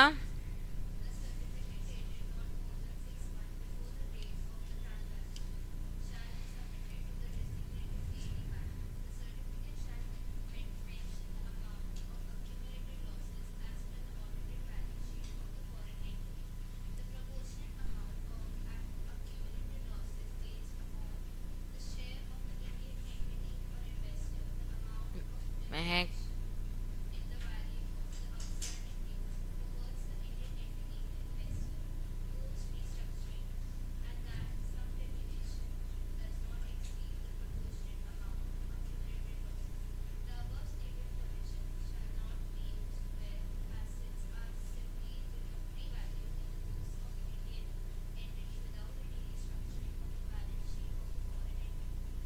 अब वो बोल रहे हैं कि तुमने जो जो इन्वेस्टमेंट्स किए हैं ना उसे तुम्हें क्या कराना है, सर्टिफाई, ताकि तुम्हारा बहुत ज्यादा लॉस जो है वो प्रॉपरली रिकॉर्ड आ जाए। तो सिर्फ इतना हाईलाइट कर दो, the certificate dated more than 6 months but before the transaction. ठीक है, तो तुम जब इन्वेस्टमेंट कर रहे हो तो उससे पहले हमें तुम्हारी स्थिति देखनी पड़ेगी, तुम्हारी कंपनी की क्या स्थिति है, तुम्हारी बैलेंस शीट में कितने लॉसेज हैं, तुम्हारी बैलेंस शीट में कितने एसेट्स हैं, कितने प्रॉफिट्स तुम दिखा रहे हो और तुम कहाँ चले हो इन्वेस्ट करने। तो हमें तुम्हारा चिट्ठा देखना है। तो जुरिस्डिक्शन हम कैसे बताते हैं, टेरिटोरियल, सब्जेक्ट मैटर और ये। ठीक है, इसमें जुरिस्डिक्शन बोल रहा है कि आज की डेट में आपकी कंपनी की कितनी वैल्यू है, क्या आप ओवरसीज डायरेक्ट इन्वेस्टमेंट करने के लिए फाइनेंशियली वायबल हो भी कि नहीं। तो आपको एडी बैंक को पूरा एक सर्टिफिकेट देना है, पिछले 6 महीने का रिकॉर्ड आपको देना है और बिफोर द ट्रांजेक्शन, जिसमें आप अपनी कंपनी का पूरा चिट्ठा उनको बना के दोगे। इस टॉपिक को भी लिखो, रीड।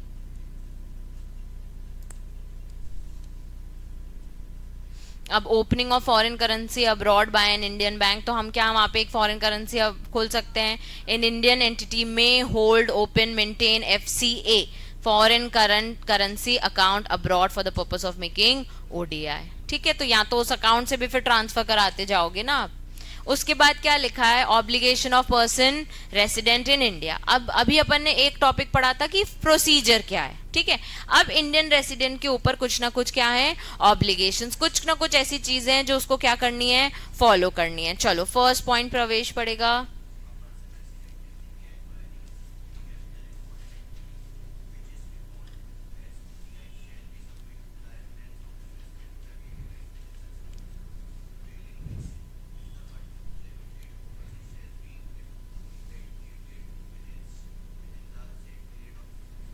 तुमने जितना इन्वेस्टमेंट किया उसका तुम्हें क्या सबमिट करना है, एविडेंस विद इन 6 months। तो तुमने पिछले 6 महीने में जितना इन्वेस्ट किया है वो भी बता दो, और अगर कुछ रिपैट्रिएशन भी किया है, मतलब उन्हीं 6 महीने में कुछ पैसा वापस मंगाया भी है, तो तुम्हें किसको बताना है, एडी बैंक को। तो पहला ऑब्लिगेशन की एविडेंस देना है कितना इन्वेस्टमेंट किया है। ठीक है, ओन वर्ड्स में भी लिख सकते हो। पहला ऑब्लिगेशन, एडी बैंक को हमको क्या देना है, एविडेंस, कितना इन्वेस्टमेंट हुआ है with in 6 months। Next point प्रवेश,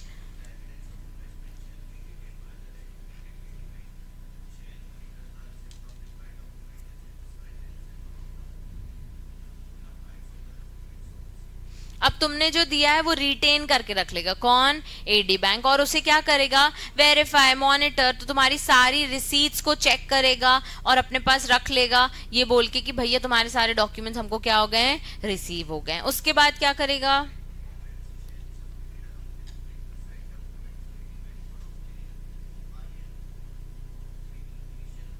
ओडीआई बनाने से पहले तुम एक फॉर्म FC भरोगे, ये अपन ने प्रोसीजर में देखा है। ठीक है, तो एक वन ऑफ द ऑब्लिगेशन ये भी है कि ओडीआई करने से पहले एक फॉर्म भर देना, FC form with the all the required document. तो ब्रीफ, डिस्क्रिप्शन, ऑब्जर्वेशन, जो जो भी उसने सब लिखा था ना वो सब। उसके बाद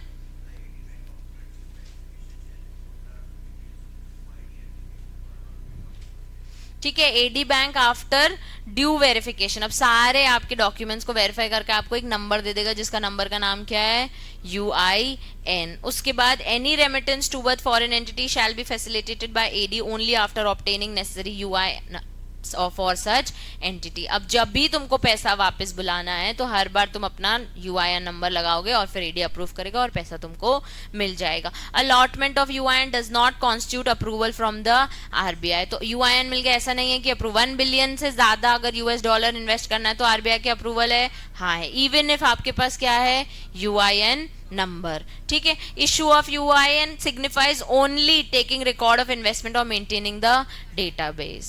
ठीक है, अब क्या है, मैनर ऑफ मेकिंग ODI और ODI इन फाइनेंशियल सर्विसेज एक्टिविटी। ठीक है,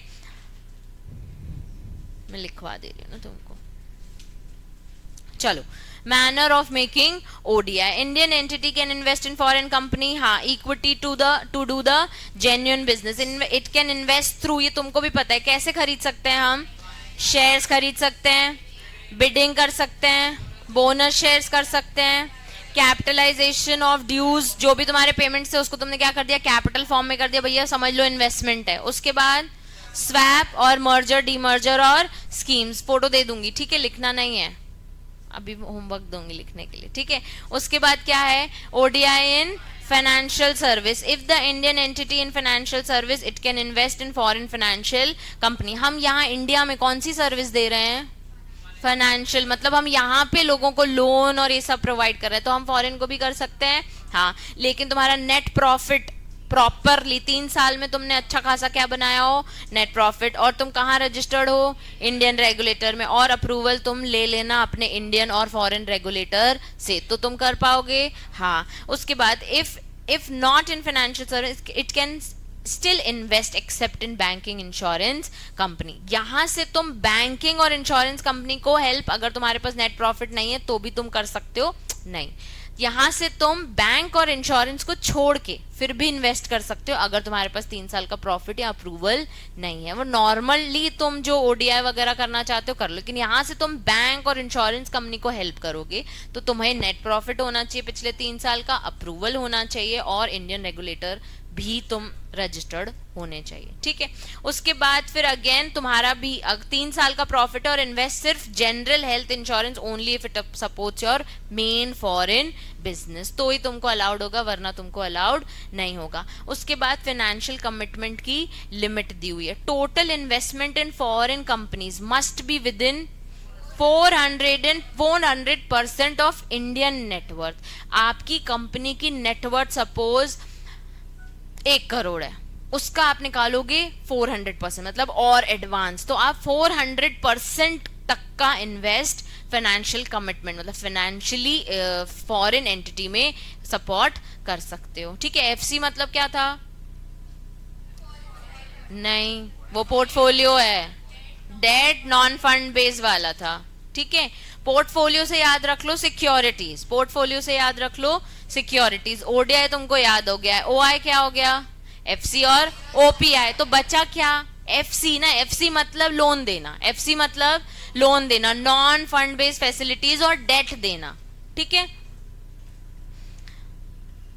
तो अगर तुम फाइनेंशियल कमिटमेंट लिमिट कितनी है बच्चे, ऑफ योर नेटवर्थ, और नेटवर्थ कैसे आनी चाहिए, ऑडिटेड फाइनेंशियल स्टेटमेंट से, कहां से आनी चाहिए, audited financial, excluding the capitalize retain earning, तो यहां पे अगर तुमने कोई रिटेन अर्निंग्स कमाई है वो सब क्या हो जाएंगी, माइनस हो जाएंगी। Included funds from ADR GDR included होंगी, ईसीबी यानी एक्सटर्नल कमर्शियल बोरोइंग फंड भी तुम्हारे इंक्लूडेड होंगे। तो जब तुम नेटवर्थ निकाल रहे होगे तो तुमने फॉरेन से जो लोन लिया है, एक्सटर्नल कमर्शियल बोरोइंग मतलब फॉरेन से क्या लेना, लोन लेना, हम इंडियन लोन लेते हैं फिर हम फॉरेन लोन भी लेते हैं, फायदा क्या है, इंटरेस्ट, इंडियन बहुत इंटरेस्ट लेता है, ठीक है, फॉरेन नहीं लेता है इतना, ठीक है। तो पॉइंट ये है कि अगर हमने वो भी लिया है तो हमारे नेटवर्थ का पार्ट है, क्लियर है सबको। आप फोटो लो, बस दे रही हूं, ब्रेक दे रही हूं बस।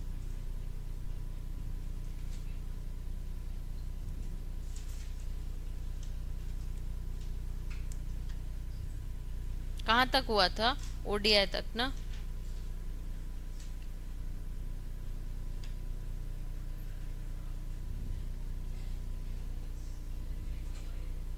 ऊपर करूं, ये भी कवर हो गया, डन, ये हो गया, ये वाला तो ले लो,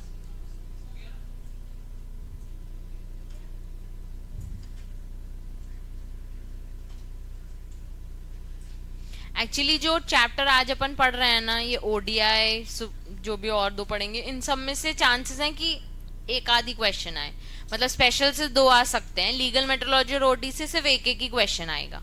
तो there so much to study, इसलिए बीच बीच वाले टॉपिक रीड करवा रही हूँ। पूछ लेंगे ऑब्लिगेशन क्या है, पूछ लेंगे फॉर्म प्रोसीजर क्या है, तो ये जो टॉपिक्स है ना, ये सब सिर्फ तुम्हारे आइडिया में होने चाहिए कि अगर आ गया तो भैया 3-4 मार्क का लिख पाए, एक ही क्वेश्चन आएगा इतने बड़े चैप्टर से भी। नहीं नहीं, नॉट सी, बट ए एक क्वेश्चन आएगा पर 5-6 मार्क्स का भी आएगा तो इम्पोर्टेंट है ना। सी वो होते हैं जिससे एक क्वेश्चन 3 मार्क का है, वो सी वाले, ये बी वाले हो गए, ठीक है।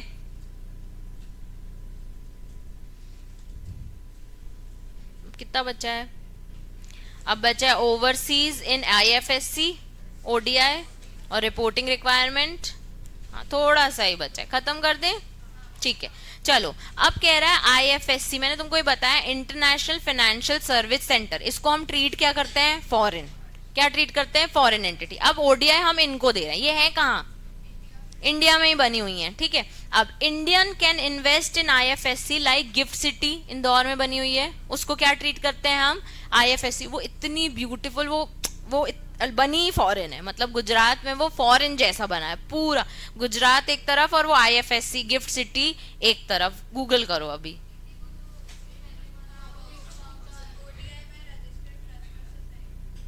बता रही हूँ स्टार्टअप्स नहीं बता रही हूँ, तीनों बताऊंगी।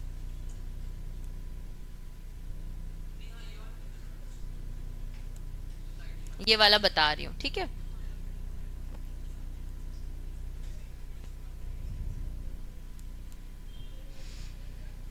ठीक है, करा गिफ्ट सिटी इंदौर, गुजरात। इंदौर में कहाँ होगा यार मैम? नहीं, गुजरात। भाई गिफ्ट सिटी देखने बोली है गूगल में, तेरी अलग ही वहाँ डेट चल रही है।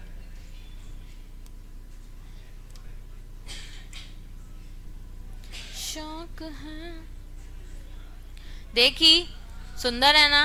बहुत अच्छी, लैपटॉप में देखना और ही अमेजिंग चीज है वो, ठीक है। तो अब अगर इसमें इन्वेस्ट करते हो तो आपको कौन से रूल्स फॉलो करने हैं? FEMA rules. कौन से रूल्स? FEMA rules. अगर आईएफएससी इन्वेस्ट कर रहे हो तो कौन से रूल्स फॉलो करने हैं? FEMA rules. If the approval is needed it must be given within 45 days it or otherwise it is an automatic route. तो अगर आप स्ट्रेटेजिक सेक्टर में कर रहे हो तो आपको सीजी की अप्रूवल है, अगर आप 1 बिलियन से ज्यादा कर रहे हो तो आपको किसकी अप्रूवल है? आरबीआई की, ठीक है।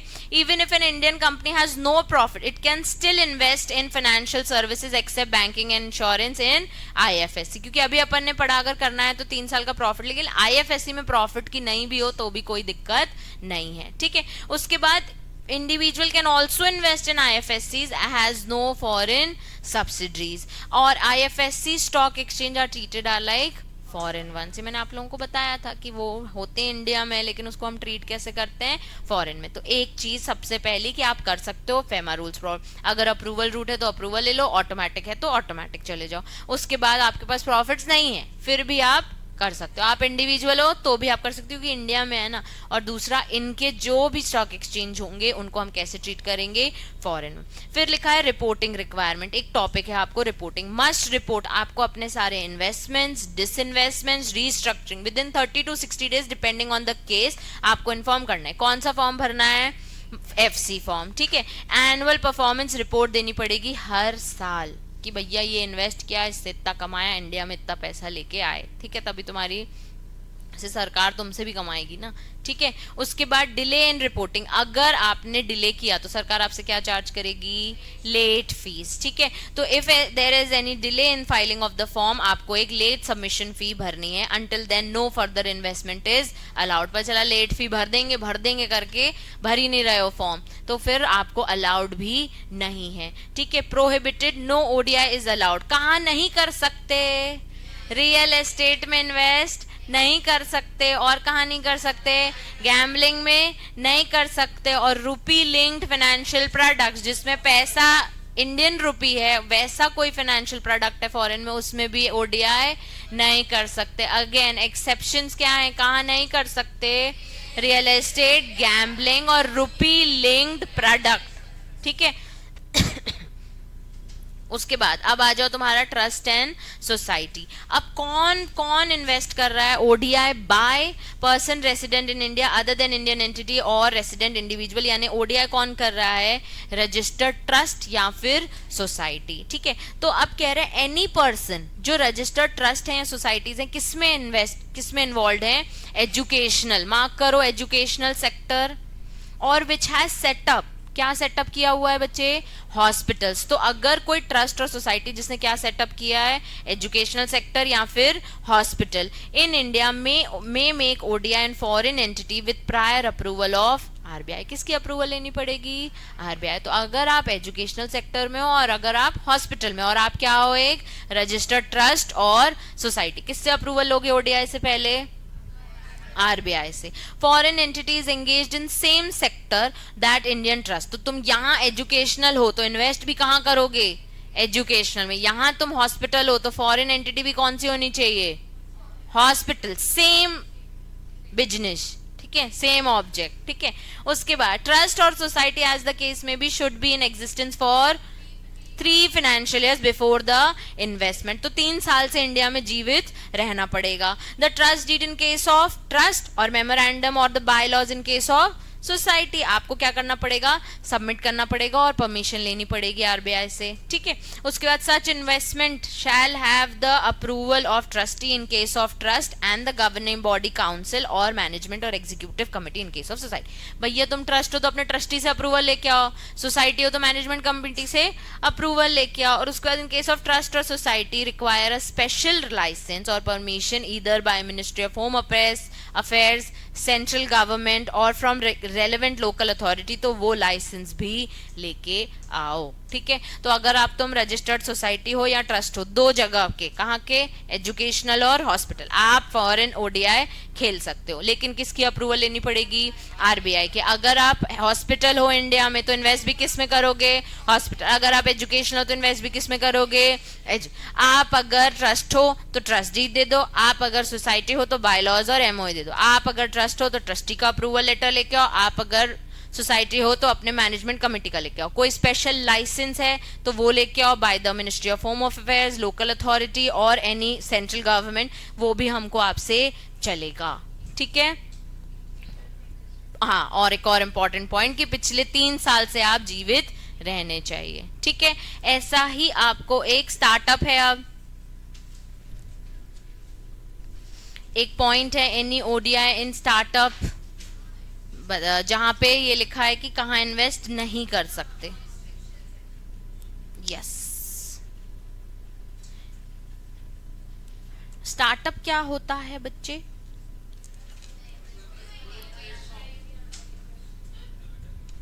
नया आइडिया स्टार्टअप है। अभी मैंने एक वीडियो भी बनाई है स्टार्टअप की, आएगी। स्टार्टअप मतलब जो 10 साल से छोटा हो और 1 करोड़ से कम हो। हाँ, 10 करोड़, सॉरी 10 करोड़ से कम का इन्वेस्टमेंट हो और 10 साल से छोटे हो आप, तो आप क्या हो? स्टार्टअप हो। कहाँ है ये रिपोर्टिंग? उसके बाद एक्सेप्शंस, हाँ यहाँ मार्क करो star. An ODI and startup recognized under law of a host country or host jurisdiction as the case may be shall be made by an Indian entity। मतलब वो बाहर क्या है? स्टार्टअप है, और पैसा कौन लगा रहा है? Indian entity. Only from internal accruals whether the Indian entity और ग्रुप और associate company in India in case of resident from own funds of such individual. अगर स्टार्टअप में पैसा लगाना है तो भैया अपना लगाओ, इधर उधर से पैसा बटोर के मत लगाओ, क्योंकि डूब गया तो उसमें हम कुछ नहीं कर पाएंगे, ठीक है। अब एक काम करो, यहाँ पे एक लाइन लिखो, जहां तुम स्टार्टअप वाला लिख रहे हो वहां लिखो सबसे पहला point own funds. Own funds लिखा, फिर कांट इन्वेस्ट, इसी के नीचे हाँ पॉइंट दूसरा, बस एक ही पॉइंट लिखना है, कांट इन्वेस्ट। हाँ नहीं, एक ओन फंड्स, फिर next point can't invest in which having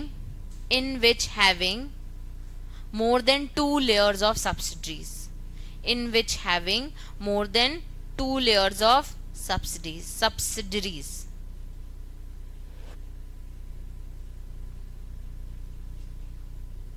फिर एक पॉइंट और लिख लो, banks comma NBFC comma insurance company comma government company, bank NBFC, insurance company, government company allowed.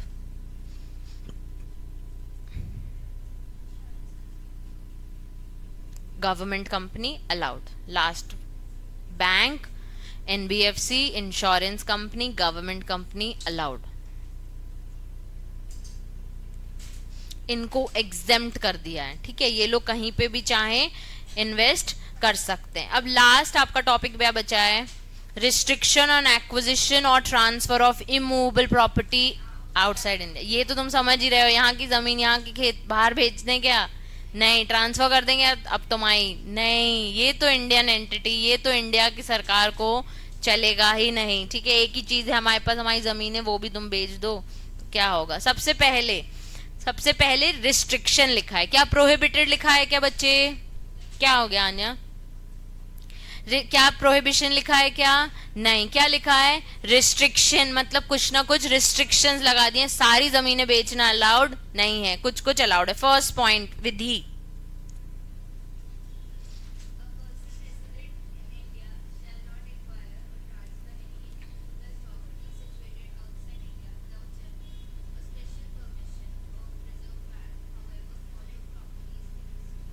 सबसे पहले मार्क करो, स्पेशल और जनरल परमिशन के बाद ही आप प्रॉपर्टी ट्रांसफर कर सकते हो.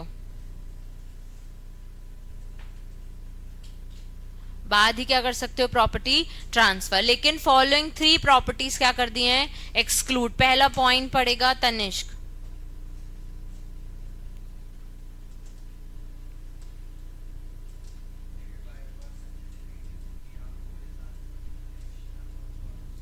मतलब मेन सिटीजन वो कहाँ का है? फॉरेन का. मेन कहाँ का है? वो फॉरेन का. और इंडिया का क्या है? सिर्फ रेसिडेंट है. सिटीजनशिप कहाँ की है उसके पास? फॉरेन की. तो फॉरेन नेशनल का पर्सन है, लेकिन इंडिया में 180 दिन से ज्यादा के लिए, 182 डेज के से ज्यादा के लिए रहा हुआ है. तो इंडियन रेसिडेंट है, आया था, प्रॉपर्टी खरीदी, जो करना है करो. ठीक है, कोई मतलब नहीं, क्योंकि तुम हो क्या इंडिया के? नहीं. तो इनको हमने क्या कर दिया है? एक्सक्लूड. इनको जनरल स्पेशल परमिशन लेने की जरूरत नहीं है. नेक्स्ट क्या लिखा है?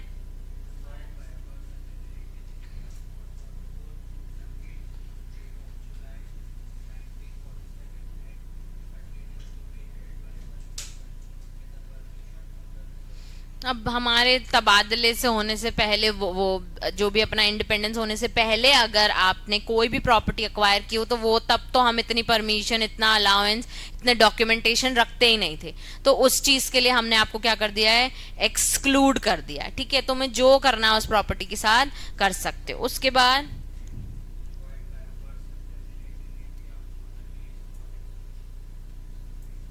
5 years, मतलब आपका जो लीज अग्रीमेंट 5 साल से छोटा है, उसको भी हम कह रहे हैं कि अप्रूवल लेने की जरूरत नहीं है. ठीक है, सबसे पहले आपको बोल दिया आप अक्वायर या ट्रांसफर इमूवेबल प्रॉपर्टी जो situated outside India without general और स्पेशल परमिशन नहीं कर सकते. लेकिन अगर आप एक फॉरेन नेशनल हो और आपने वो करी है, कोई दिक्कत नहीं है.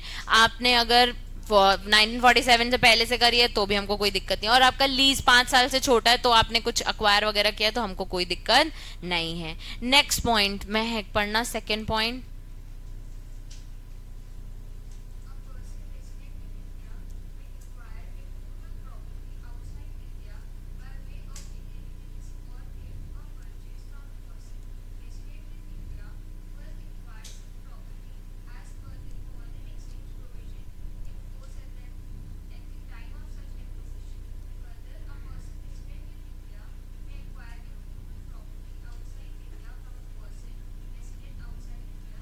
एक minute.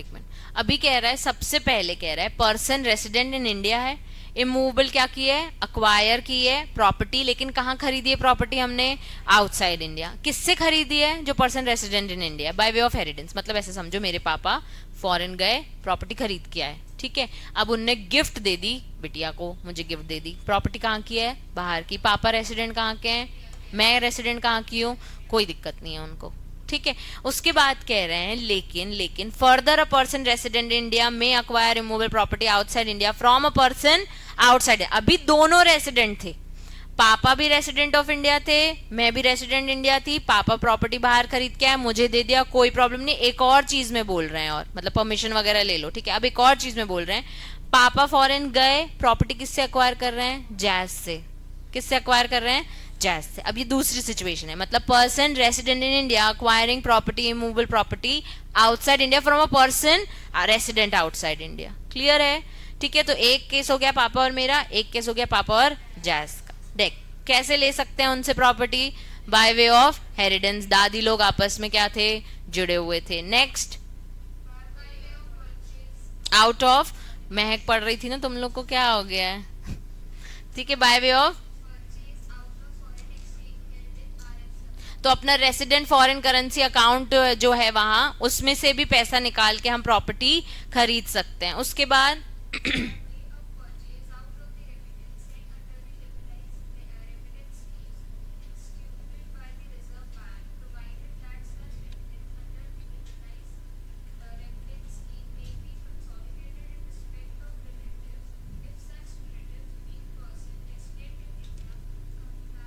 Condition of the scheme. अब वो जो स्कीम है ना, उसको उसमें मैंने आपको बताया था बाहर घूम सकते हो, हॉस्पिटल के खर्चे, जॉब कर सकते हो, बिजनेस कर सकते हो, लेकिन लिमिट किस में दी हुई है, एलआरएस स्कीम में। अब एलआरएस स्कीम में ये भी बताया है कि बाहर कितनी प्रॉपर्टी आप खरीद सकते हो, bye way of which nature आप प्रॉपर्टी खरीद सकते हो। तो अगर आप उसकी टर्म्स एंड कंडीशंस फॉलो कर रहे हो और वहां कोई रिश्तेदार से वो टर्म्स एंड कंडीशंस फॉलो करते हुए आप प्रॉपर्टी अक्वायर कर रहे हो, तो भी हमको कोई प्रॉब्लम नहीं है। उसके बाद जॉइंटली विद अ रिलेटिव हुआ पर्सन रेसिडेंट आउटसाइड, मेरी बहन अब्रॉड में रहती है, उसने एक प्रॉपर्टी खरीदी और उसको थोड़ा पैसा मैंने भी यहाँ से भेजा, चलेगा?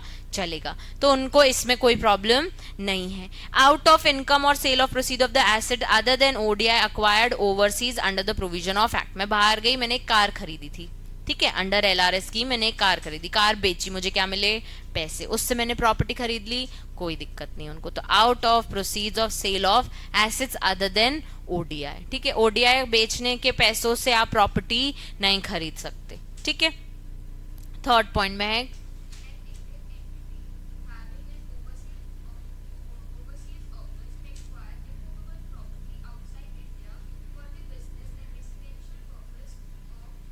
स्टाफ।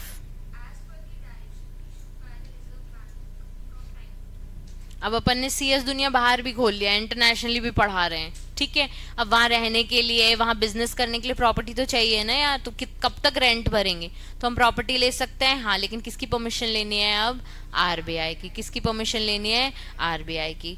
फिर a person resident in India who has acquired any immovable property outside in accordance with the foreign exchange provision at the time of such acquisition में सबसे पहले ट्रांसफर कर सकता है such property by way of gift to a person, किसको, resident in India who is eligible to acquire such property under these rules. FEMA rules कर लो, property आप by way of sale Indian में भी, Indian resident को भी transfer कर सकते हो, मतलब पापा प्रॉपर्टी बाहर लेके आए लेकिन ट्रांसफर किसको कर रहे हैं, प्रवेश को। कर सकते हैं, हाँ, लेकिन आपको फेमा रूल्स फॉलो करने पड़ेंगे। उसके बाद चार्ज क्रिएट कर सकते हो, यहाँ इंडियन बैंक से लोन ले रही हूँ और बोल रही हूँ प्रॉपर्टी कहाँ है, अब्रॉड में, तो फेमा रूल्स फॉलो करो, आरबीआई के डायरेक्शंस फॉलो करो और लोन फॉरेन प्रॉपर्टी की दम पे भी आप ले सकते हो। Holding any investment in movable property or transfer therein any manner shall be not be permitted if the initial investment in movable property was not permitted. तो अगर आपको फेमा ने ही इन्वेस्ट करने नहीं दिया प्रॉपर्टी में, तो आप कोई भी प्रॉपर्टी होल्ड नहीं कर सकते। इसको इंपॉर्टेंट मार्क करो, एक बार बस देख लो। कह रहे हैं रिस्ट्रिक्शन है अक्वायर करने पे, प्रोहिबिशन नहीं है। तो हेरिटेंस, परचेज, गिफ्ट, सेल चलेगा, ठीक है। बाहर बिजनेस है और स्टाफ के लिए ले रहे हो, चलेगा। परमिशन हर जगह आपको लेनी पड़ेगी। क्लियर है? अब तुम खा पी लो, ब्रेक है, ले सकते हो। रेसिडेंशियल पर्पस भी लिखा है, लेकिन आपका वहां पे क्या है, बिजनेस है। अब तुम यहां से चली गई वहां जॉब वॉब करने, तो घर खरीद सकती हो, हाँ खरीद सकती हो।